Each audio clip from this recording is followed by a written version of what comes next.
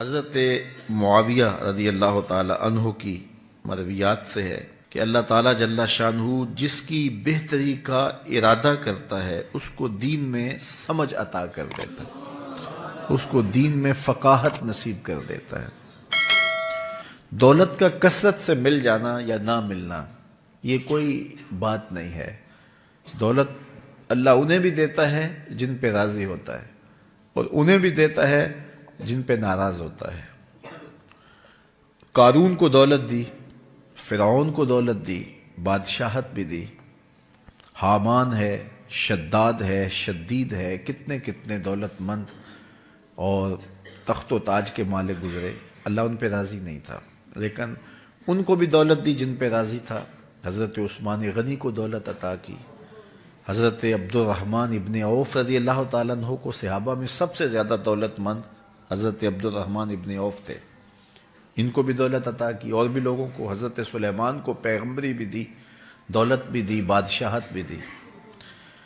تو دولت وہ اسے بھی دیتا ہے جس پہ راضی ہوتا ہے، اور دولت اسے بھی دیتا ہے جس سے راضی نہیں بھی ہوتا، لیکن فقاہت فی الدین، دین کی سمجھ صرف اسے دیتا ہے جس پہ راضی ہوتا ہے۔ تو جس کو دین کا فہم دے دیا گیا، دین کی سمجھ دے دی گئی، اللہ تعالیٰ اس پہ راضی ہے۔ جس کی بھلائی چاہتا ہے، جس کی بہتری چاہتا ہے، اس کو اللہ تعالیٰ جل شانہ دولت دین دے دیتا ہے اور دین کی سمجھ عطا کر دیتا ہے۔ حضور علیہ الصلوۃ والسلام کا ایک اور فرمان سن لیجئے، جو ایسے راستے پہ چلا جس میں وہ علم کی تلاش کرتا تھا، جو علم طلب کرنے کے لیے کسی راہ کا مسافر ہوا، سہل اللہ لہ بہ طریقا الی الجنہ، تو وہ جنت کے راستے پہ چلا، جتنے قدم اٹھاتا ہے وہ جنت کی طرف قریب ہوتا چلا جاتا ہے۔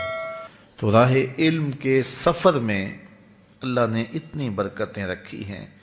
حضرت سلیمان علیہ السلام کو اللہ نے اختیار دیا، یا دولت لے لو، یا بادشاہت لے لو، یا پھر علم لے لو، ان تین چیزوں میں اللہ نے ان کو ایک چیز اختیار کرنے کا اختیار دیا، یا دولت لے لو، یا بادشاہت لے لو، یا علم لے لو۔ انہوں نے کہا مالک مجھے علم دے دے۔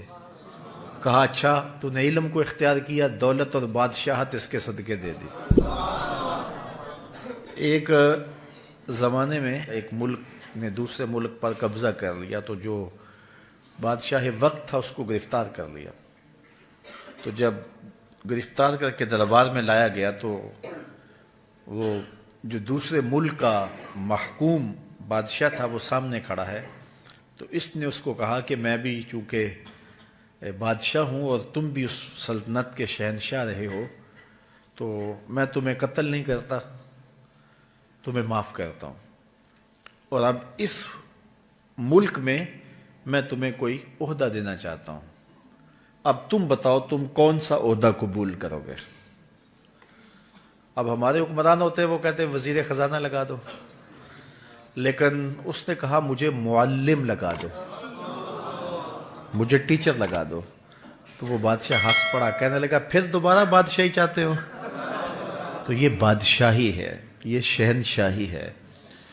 تو جو راہ علم پہ چلا وہ جنت کے راستے پہ چلا، اللہ اس کے لیے جنت کی راہیں بھی آسان کر دیتا ہے، اور دنیا پہ بھی اللہ تعالیٰ اس کو عزتوں سے نوازتا ہے۔ تعلیم و تعلم کا جہان حقیقی جہان ہے۔